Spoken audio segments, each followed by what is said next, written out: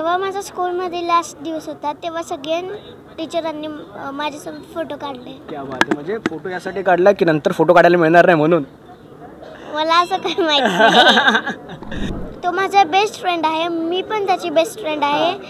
तो माझा कधी खोडा नाही करत आणि माझा तो खूप काळजी घेतो, मी पण त्याची खूप काळजी घेते. नमस्कार, मी नितीन मोरे. लेट्सअप मराठीमध्ये तुमच्या सगळ्यांचं स्वागत करतो आहे. विठ्ठल रुक्मिणीच्या मंदिरामध्ये आपण आलो आहोत. विठ्ठल रुक्मिणीचं आपण खूप चांगल्या पद्धतीने दर्शनसुद्धा घेतलं आहे. पण या मंदिरामध्ये येण्याचं एक महत्त्वाचं कारण म्हणजे एक माझी मैत्रीण माझ्यासोबत आहे आणि मैत्रिणीला खूप सारे प्रश्न पडतात आहेत मालिकेमध्ये. पण आज मी तिला प्रश्न विचारणार आहे. बघूयात ती आता त्या प्रश्नाचे उत्तर देतो का. माझ्यासोबत आहे सांची. सगळ्यात आधी किती मजा येते, कारण का पहिली सिरियल महाराष्ट्र शायरमध्ये तू काम केलेलं आहेस. त्याच्यानंतर इंद्रायणी, जिला सारखे प्रश्न पडत असतात. आत्ता किती भारी वाटते, कारण का आपल्या थोड्या दिवसामध्ये आपली मालिका सगळ्या प्रेक्षकांना बघायला मिळणार आहे. तू सुद्धा खूप चांगल्या पद्धतीने दमदार काम केलं आहेस. खूप लोकांना प्रश्न विचारून डोकं एकदम बधीर केलं आहेस. त्यांचं काय सांगशील, किती भारी मजा वाटते सेटवर आपल्या? खूप मजा येते आणि मी कोणाला प्रश्न विचारून बंडवून सोडते मी. अरे क्या बात आहे. मग सगळ्यात जास्त प्रश्न कोणाला विचारतेस आणि खरं उत्तर कोण देतं सेटवर? मी असं पण प्रश्न विचारत नाही, पण कोणालाच माझे प्रश्नाचे उत्तर येत नाही. अरे क्या. चल, जर मी तुला चान्स दिला, मला एक प्रश्न विचार आणि त्या प्रश्नाचं मी खरं आन्सर दिलं तर? करूया, ट्राय करूया. चल, एखादा कोणता तरी आम्हाला प्रश्न विचार, त्या प्रश्नाचं मी तुला उत्तर देतो. बघूया, मी प्रयत्न करतो त्या प्रश्नाचं उत्तर देता येतं का. एक प्रश्न मला विचार. जर गाय गवत खाऊन दूध देते तर गवत दुधासारखं का नाही लागत? म्हणजे ह्याला बोलतात स्वतःचाच पोपट करून घेणं. कारण का खूप सुंदर. जर गाय गवत खाऊन दूध देते, बरोबर, तर मग गवत दुधासारखं का नाही लागत? जर गाय गवत खाऊन दूध देते तर गवत दुधासारखं का नाही लागत, असा मला प्रश्न विचारला. मला उत्तर नाही येते, पण तुम्हाला विचारतो मी. हा जर प्रश्नाचं उत्तर आलं तर सांचीला म्हणजेच इंद्रायणीला या प्रश्नाचं उत्तर द्या. बरं इंद्रायणी, तुला विचारायला आवडेल की चित्रपटामध्ये सुद्धा तू काम केलं, सध्या तो आपण मालिकेमध्ये काम करतोय. विनोददादाचा ओरडा पडला आहे का? कारण का जसं तू बोलतोस की मी मेन आहे इकडची, तसं बोलतो सुद्धा दादाने कधी ओरडा वगैरे मिळाला आहे का? नाही, कधीच नाही. आणि मग आता दादा आम्हाला बोलला की तुम्ही तिघं सेट जेव्हा शूट सुरू असतो तुमचा, तेव्हा खूप एकमेकांसोबत भांडणं असतात तुमची.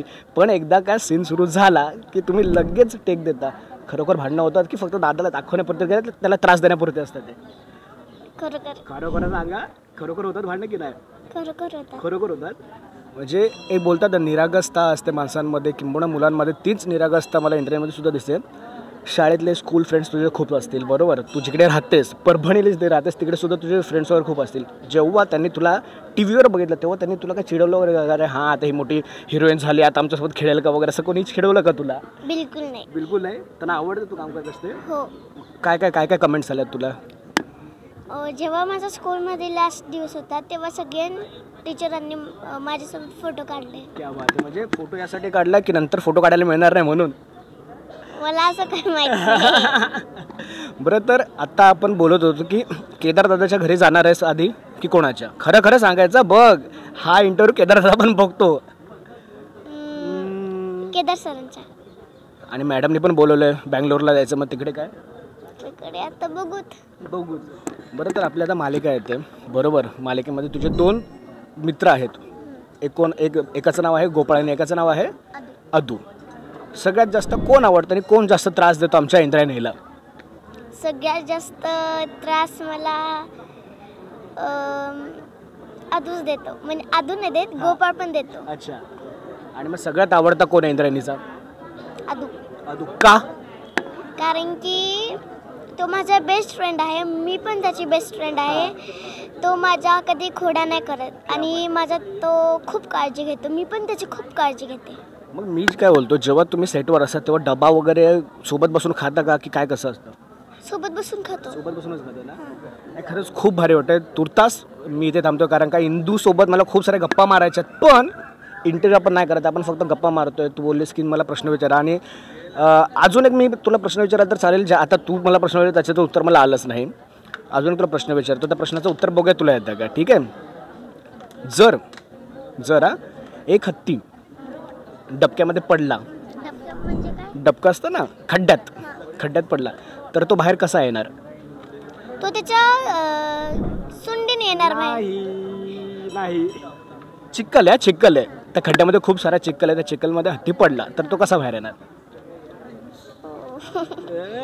आता आता आता फसली आमची इंदू. बघा जर मी याचं तुला आन्सर दिलं तर मग एक मस्त तुझा दणकेदार डायलॉग आम्हाला बोलून दाखवशील? हो. जर एक हत्ती चिखलाच्या डबक्यामध्ये पडला तर तो ओला होऊन बाहेर येणार ना, चिखल लागून बाहेर येणार.